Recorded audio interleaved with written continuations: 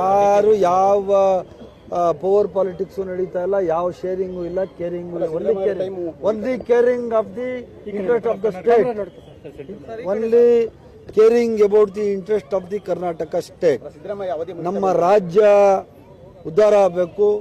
ನಮ್ಮ ರಾಜ್ಯದ ಸಾರ್ವಜನಿಕರಿಗೆ, ಬಡವರಿಗೆ, ಮಧ್ಯಮ ವರ್ಗದವರಿಗೆ, ಮಧ್ಯಮ ವರ್ಗದವರಿಗೆ, ರೈತರಿಗೆ, ಹೆಣ್ಮಕ್ಕಳಿಗೆ, ಕಾರ್ಮಿಕರಿಗೆ, ಮಕ್ಕಳಿಗೆ, ಇವರಿಗೆಲ್ಲ ಏನು ಹೈಯೆಸ್ಟ್ ನಾವು ಕೈ ಮೀರಿ ಏನು ನಾವು ಕೆಲಸಗಳು ಮಾಡ್ಬೋದು ಅದರಷ್ಟೇ ನಮ್ಮ ಗಮನ ಯಾವುದು ಪಾಲಿಟಿಕ್ಸ್ ಇಲ್ಲ.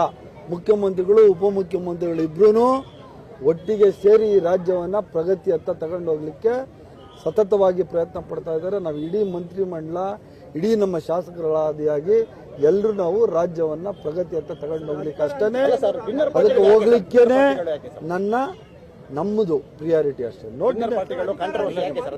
ನೋಡಿ ಈಗಾಗಲೇ 10 ಸರ್ತಿ ಹೇಳಿದ್ದೀವಿ, ಡಿನ್ನರ್ ಪಾಲಿಟಿಕ್ಸ್ ಯಾವುದೂ ಇಲ್ಲ. ಊಟಕ್ಕೆ ಹೋಗೋದೇ ಡಿನ್ನರ್ ಪಾಲಿಟಿಕ್ಸ್ ಅಂದರೆ ಏನರ್ಥ? ಈಗ ಮಧ್ಯಾಹ್ನ ಮಂಜು ಊಟ ಅರೇಂಜ್ ಮಾಡೋಣಪ್ಪ, ಈಗೆಲ್ಲ ಒಂದು 6-7 ಜನ ಎಲ್ಲ ಸೇರ್ಕೊತಾ ಇದ್ದೀವಿ, ಅದು ಡಿನ್ನರ್ ಪಾಲಿಟಿಕ್ಸ್ ಅಂತ ಹೇಳ್ಬೋದಾ? ಯಾರು ಒಂದು ಪೇಪರ್ ಕೊಡಿ, ಯಾರು ಮಾಡಿದ್ದಾರೆ ಅಂತ ಕೊಡಿ, ಯಾವುದೇ ಇದೆ ನೋಡಿ. ಇಲ್ಲಿ ಒಂದು ನಿಮಿಷ ಹೇಳ್ತೀನಿ ಕೇಳಿ, ಯಾರು ಏನು ಹೇಳಿಲ್ಲ. ನೋಡ್ರಿ, ಸಭೆ ಸಮಾರಂಭಗಳು ಮಾಡೋದು, ಡಿನ್ನರ್ ಪಾಲಿಟಿಕ್ಸ್ ಮಾಡೋದು ಅದೆಲ್ಲ ವಿಚಾರ. ಡಿನ್ನರ್ ಮಾಡಬಾರ್ದ ಅನ್ನೋದು ಕೇಳಿದ್ದಾರೆ. ನಮ್ಮ ಇದರಲ್ಲಿ ಯಾವುದೇ ರೆಸ್ಟ್ರಿಕ್ಷನ್ಸ್ ಇಲ್ಲ, ಡಿನ್ನರ್ ಮಾಡಲಿಕ್ಕೆ ರೆಸ್ಟ್ರಿಕ್ಷನ್ಸ್ ಇಲ್ಲ. ಆದರೆ ಪ್ರತ್ಯೇಕ ಸಭೆಗಳನ್ನ ಮಾಡಬಾರ್ದು ಅಂತ ಈಗಾಗಲೇ AICC ಅಧ್ಯಕ್ಷರು ನಮ್ಮ ಖರ್ಗೆ ಸಾಹೇಬ್ ಹೇಳಿದ್ದಾರೆ. ಅದ್ರ ಪ್ರಕಾರನೇ ನಾವು ನಡ್ಕೊಳ್ಳೋದು. ಯಾರು ಒಂಟಿ ಮಾಡಿಲ್ಲ. ಸಿದ್ದರಾಮಯ್ಯ ಸಾಹೇಬರು ಎಷ್ಟು ನಮಗೆ ಮುಖ್ಯ ಆಗ್ತಾರೆ, ಉಪಮುಖ್ಯಮಂತ್ರಿಗಳಾದ DK ಶಿವಕುಮಾರ್ ಸಾಹೇಬರು ಅಷ್ಟೇ ಮುಖ್ಯ ನಮ್ಗೆಲ್ಲ. ನನಗೆ ಗೊತ್ತಿಲ್ಲ, ಅದು ಹೈಕಮಾಂಡ್ ನಿರ್ಧಾರ.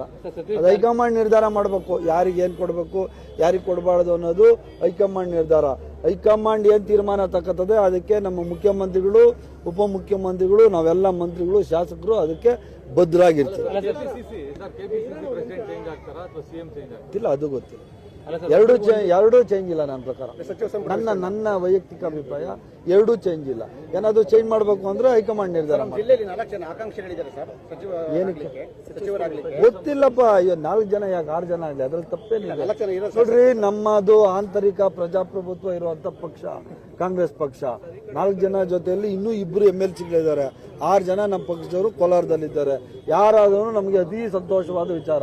ಯಾರು ಬೇಕೋ ಕೇಳ್ಬೋದು, ಏನ್ ತೊಂದರೆ ಇಲ್ಲ. ಕೊಡೋದು ಬಿಡೋದು ಹೈಕಮಾಂಡ್ ಸೇರಿ. ಅದು ಸತೀಶ್ ಜಾರಕಿಹೊಳಿ ಅವ್ರನ್ನ ಕೇಳ್ಬೇಕು, ನನಗೆ ಅಭಿಪ್ರಾಯ. ನಾನೇನಾದ್ರೂ ಸ್ಟೇಟ್ಮೆಂಟ್ ಮಾಡಿದ್ರೆ ನನ್ನನ್ನು ಕೇಳ್ಬೇಕು. ಗೊತ್ತಿಲ್ಲ ನನ್ಗೆ, ನೀವು ಅವ್ರನ್ನೇ ಕೇಳ್ಬೇಕು. ನಾನು ಹೆಂಗ ಅವ್ರ ಮಾತು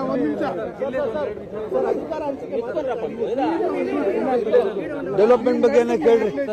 ನೋ ಪಾಲಿಟಿಕ್ಸ್ ಸಾಕು. ಕಳೆದ 1 ವರ್ಷದಲ್ಲಿ ಕೋಲಾರ ಜಿಲ್ಲೆಯಲ್ಲಿ 8,500 ಜನಕ್ಕೆ ಕೋಲಾರ ಇಡೀ ಜಿಲ್ಲೆ. ಅದೇ ನಾನು ಲಾಸ್ಟ್ ಸರ್ತಿನೂ ನೀವು ಇದು ಹೇಳಿದ್ರಿ, ನಾಯಿ ಹಿಡಿಯುವಂಥದ್ದು. ಈಗ ಏನಾಗಿದೆ ಅಂದರೆ, ಈ ನಾಯಿಗಳಿಗೆ ಹಿಡಿದು ಎಲ್ಲಾದರೂ ಬೋನಲ್ಲಿ ಹಾಕೋದು, ಎಲ್ಲೋ ಬಿಡಬಾರ್ದು ಅಂತ ಹೇಳಿ ಕೇಂದ್ರ ಪ್ರಾಣಿ ದಯಾ ಸಂಘದಲ್ಲಿ ಕೇಸ್ ಹಾಕೊಂಡು ಸುಪ್ರೀಂ ಕೋರ್ಟಲ್ಲಿ ಅವ್ರು ಗೆದ್ದಿದ್ದಾರೆ. ಆದ್ರಿಂದ ನಾಯಿಗಳಿಗೆ ನಾವು ಇಂಜೆಕ್ಟ್ ಮಾಡಿ ಮತ್ತೆ ಅವ್ರಿಗೆ ಯಥಾಸ್ಥಿತಿ ಅಲ್ಲೇ ಬಿಡಬೇಕಾಗಿದೆ. ಅದರಿಂದ ಈ ಸಮಸ್ಯೆಗಳು ಜಾಸ್ತಿ ಆಗ್ತಾ ಇದೆ. ನೀವು ಹೇಳೋದ್ರಿಂದ ಇದನ್ನು ಇನ್ನೂ ಸೂಕ್ಷ್ಮವಾಗಿ ನಾವು ಗಮನಿಸಿ, ಯಾರು ಸಂಬಂಧಪಟ್ಟ ಇಲಾಖೆ ಅಧಿಕಾರಿಗಳಿಗೆ ನಾವು ಇದ್ರ ಬಗ್ಗೆ ಸೂಚನೆ ಕೊಡ್ತೀವಿ. ಯಾವುದೇ ಘಟನೆಗಳು ಈ ಥರ ನಡಿಬಾರ್ದು ಅಂತ ಹೇಳ್ತೀವಿ.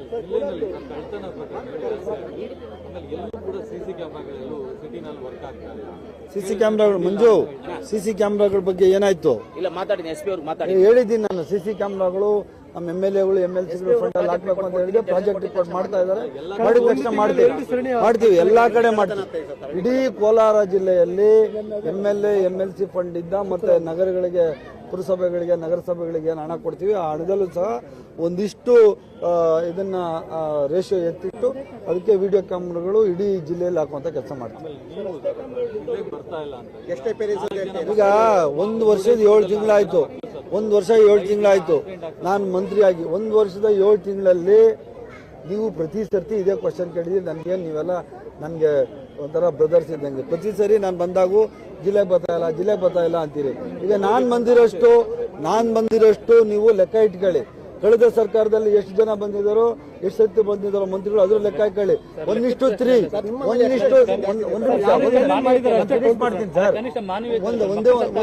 ಒಂದೇ ನಿಮಿಷ ಕೇಳ್ಕೊಳ್ಳಿ. 1:3 3 ಪಟ್ಟು ನಾನು ಬಂದಿರೋದು. ಮಕ್ಕಳು ಮುಳಬಾಗ್ಲಲ್ಲಿ ಸತ್ತಾಗ ನಾನು ಹೊರಗಡೆ ಇದ್ದೆ.